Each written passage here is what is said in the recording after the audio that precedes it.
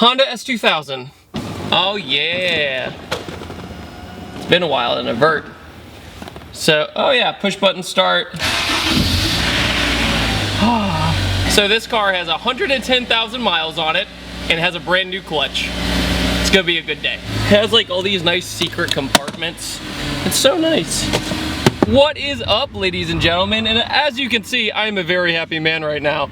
And the reason I am a very happy man right now is that I am driving a Honda S2000 AP2. Now the Honda S2000 is a car I have reviewed already, but that's not the point. The reason I'm so happy about driving this one in particular is that this is my uncle's car. I was only here for a few days, and my uncle's S2000 has been a big part of my car loving life. Out of my family, there's really not too many car people, and my uncle is one of them. Why do I love the Honda S2000?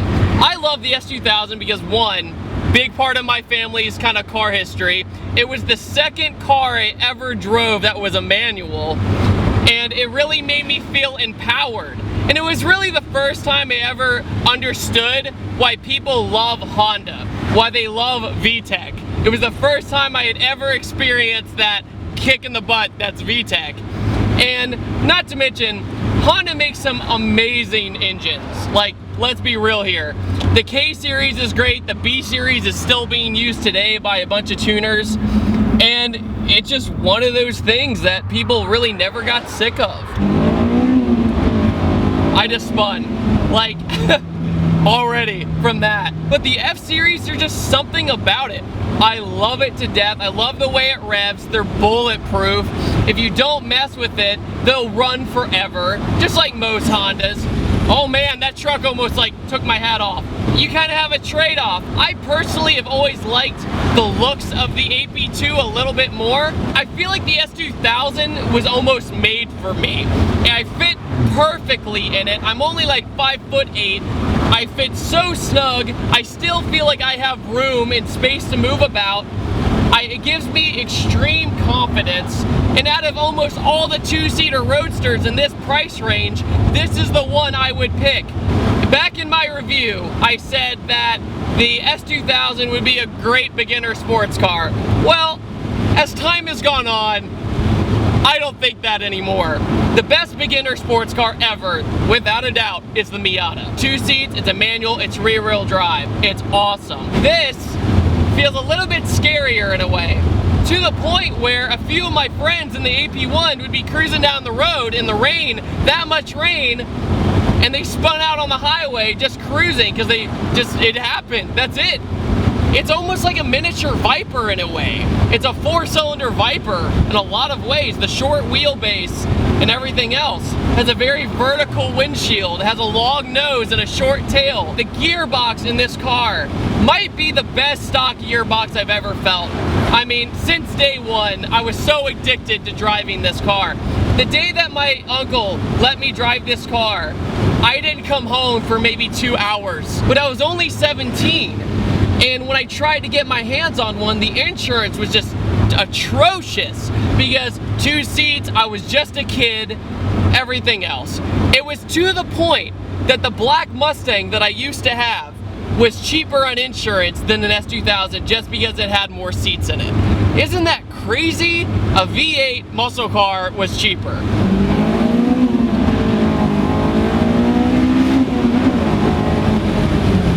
Oh. Horrible shifting, but I don't care because I had fun. For example, the F-Series engine was the most powerful naturally aspirated 4-cylinder ever. It had that record for a very long time, and forgive me if I'm wrong, it might still have it. I'm sure somebody in the comments will know. I haven't been in a vert in a while. I got this lion mane going because I haven't gotten my hair cut yet in Atlanta. So, gotta get that sorted out. It would not be a surprise at all, you know, my future self telling my younger self, yeah, you're gonna have an S2000. I'd be like, oh, okay, that's not a surprise.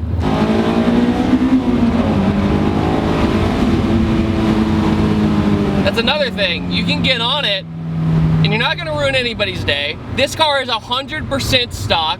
Your exhaust isn't stupid loud. You're not gonna bother any retirees down here in Jacksonville. You can just rev it out and have fun. honestly, right now, S2000s have kept their value.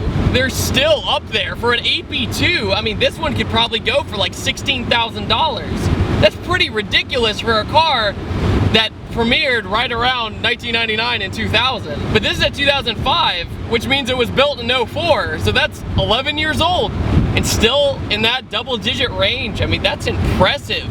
Unlike other two-seaters like the 350Z, which is dropping considerably. I think a big part why the S2000 has kept its value is because the new NSX is not exactly what everyone wanted. People who wanted the NSX found out it was $174,000, and they're like, well, I'm out, can't get that.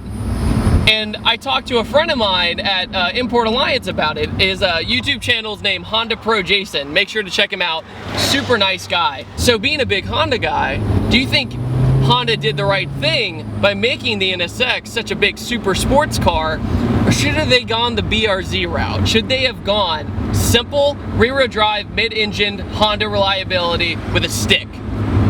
Honestly, I think they would have sold so many. I think it's because we missed Honda motorsport. We miss it. I mean, Honda's sports cars now, the Civics and everything, are big and they're bloated, and I mean, they're fine. Interiors are really nice and everything, but you drive an EM1 compared to a new Civic, they feel huge. I know there's been talks about Honda coming out with another S2000 or a successor to it, but where is it, you know?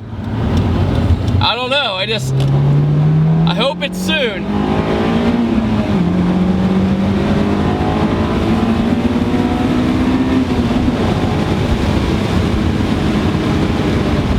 Slow down. I'm just saying, if Honda's listening, we want it. Every car enthusiast would love to see another Honda rear-wheel drive sports car. I know I would. I mean, it's gotten to the point where a bunch of people are taking the MR2s and swapping the K-Series in it because they want a Honda rear-wheel drive sports car that's mid-engine.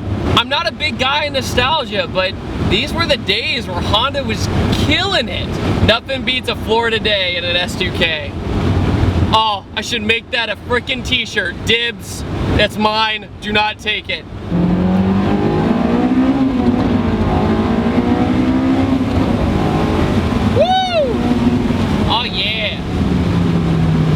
Slow down. And you're good. You just had a bunch of fun, you didn't get in trouble. And I've always kind of seen the S2000, it's just my perspective, I've seen it as the spiritual successor almost to the NSX, just for the mindset of it. And I know they couldn't really be farther because, you know, mid-engine rear-wheel drive and also front-engine rear-wheel drive, but it's still rear-wheel drive, you know? I remember the day I first got in it, I was so nervous. And this is before I did car reviews. You know, I was like, this isn't my car, I'm nervous. Man, and then I did like one pull in it and I'm like, oh God, Uncle Eric, what have you done? So after I drove my uncle's, I was obviously in a love affair with this car. So at the time I was dating a girlfriend in high school, and I was like, babe, I have to get one of these cars. I really want one. And you know, in reality, there's no way I could have gotten it.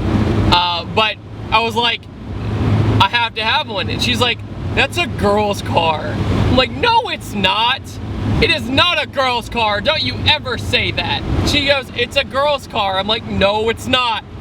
And then we go to the dealership together and I see it. I'm drooling. It's black, 2005, just like this one, with the same interior and everything. And she's like, I still don't like it. I'm like, wow. That's when I learned that having a girlfriend and being a car guy could be problematic. But no, at the end of the day, I ended up with the black Mustang. Now, in perspective, it's just funny how I ended up this way. VTEC, yo! Oh, man.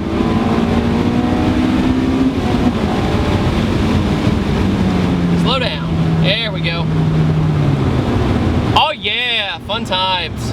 Isn't it really silly that the last time I drove an S2000 was with an LS swap and no brakes? But with the short wheelbase, you got to be careful with the S2000 at the end of the day, no matter what motor is in it. All right, one more, okay? Just one more. VTEC.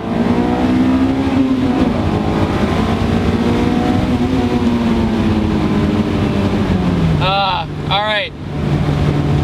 Sorry, Uncle Eric. Alright guys, I hope you all enjoyed this little fun talk while I'm here in Jacksonville. I had a fantastic time, and I'm just gonna go keep enjoying this drive. I could spend all day in this car. So in the comments below, let me know what you guys think about the S2000. Do you think it's a great platform, or do you think it should stay stock? What do you think the S2000 represents in Honda's community? So thank you so much for watching, and have a fantastic day. Woo!